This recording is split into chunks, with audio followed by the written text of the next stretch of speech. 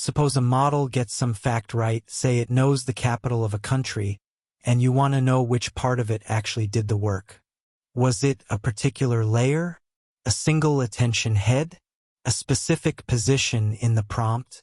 For years, the honest answer was that we could only see correlations, never really point at the cause. Then, interpretability researchers borrowed a trick from neuroscience and made it causal. It goes by a few names, causal tracing or interchange intervention, but most people just call it activation patching. Let me show you how it works, because the idea is far simpler than the names suggest. So the recipe is beautifully simple, and it hinges on running the same model twice on two nearly identical prompts. Start with a clean run.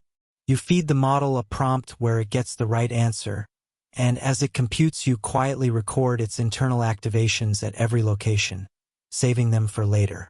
Next comes the corrupted run. You change the prompt just slightly, enough that the model now fails, and you let it run normally. This gives you a broken baseline to work against. Here is the intervention, the heart of the whole method. You rerun that corrupted prompt, but at exactly one spot, maybe a single layer, one token position, one attention head, or even one neuron. You overwrite its activation with the clean value you saved earlier, and then let everything else flow normally around it. Then you measure the effect. If dropping that clean activation in largely restores the correct answer, you have found something real. That single component was doing genuine causal work for the behavior you care about, and you proved it by intervening rather than just observing. Now, why go to all this trouble instead of just probing the activations? Because of the gap between two very different claims. Correlational probing tells you that some activation relates to a concept. You train a little classifier on the activations, it manages to read the concept back out, and you conclude the two are associated. But association is not the same thing as responsibility, and a probe can succeed even when that component plays no real role in the answer. This method proves causation instead. By physically swapping one activation and watching the answer flip back, you show that component actually causes the behavior.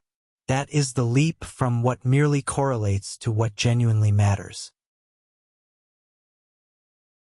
Here's the thing, 3 ideas capture why this became the core causal tool of the field. It runs on a clean versus corrupted pair. One prompt that works and one minimally different prompt that fails give you the contrast you need to isolate what changed. It transplants a single clean activation and then measures recovery. You drop that saved value into the broken run at just one place and read off how much of the correct behavior comes back. And sweeping the patch across every location draws a full causal map. Move the intervention through each layer, position, and head in turn, and you see exactly where a behavior lives, letting researchers pin things like factual recall or a single reasoning step to particular heads or layers. All right. Let us pull the essentials together into a few takeaways worth remembering here. Activation patching finds which internal components are causally responsible for a model's behavior. You cache activations from a clean run, then patch them one at a time into a corrupted run that failed. Whenever patching a single component restores the right answer, that component causally matters, which moves you past mere correlation into genuine cause. Sweeping the patch everywhere maps where computation like factual recall actually lives inside the network. If you enjoy having methods like this made clear, come spend a little time with us at standarity.com.